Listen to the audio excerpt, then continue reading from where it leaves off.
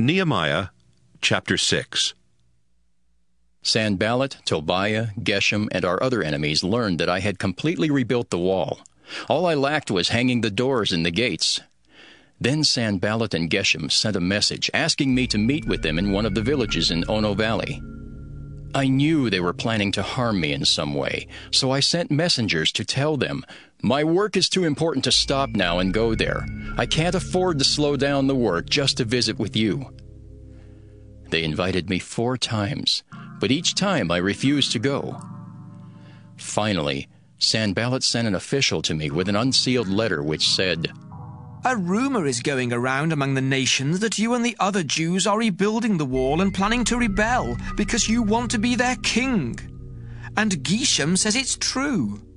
You even have prophets in Jerusalem claiming you are now the king of Judah. You know the Persian king will hear about this, so let's get together and talk it over."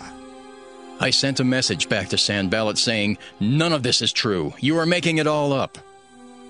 Our enemies were trying to frighten us and to keep us from our work, but I asked God to give me strength. One day I went to visit Shemaiah. He was looking very worried, and he said, "Let's hurry to the holy place of the temple and hide there. We will lock the temple doors because your enemies are planning to kill you tonight." I answered, "Why should someone like me have to run and hide in the temple to save my life? I won't go." Suddenly, I realized that God had not given Shemaiah this message, but Tobiah and Sanballat had paid him to trick me and to frighten me into doing something wrong, because they wanted to ruin my good name.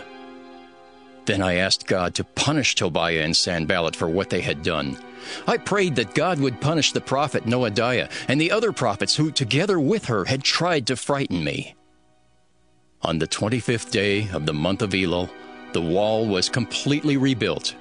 It had taken 52 days. When our enemies in the surrounding nations learned that the work was finished, they felt helpless because they knew that our God had helped us rebuild the wall. All this time, the Jewish leaders and Tobiah had been writing letters back and forth. Many people in Judah were loyal to Tobiah for 2 reasons. Shechaniah, son of Era, was his father-in-law, and Tobiah's son Jehohanan had married the daughter of Meshullam, son of Berechiah. The people would always tell me about the good things Tobiah had done, and then they would tell Tobiah everything I had said. So Tobiah kept sending letters, trying to frighten me.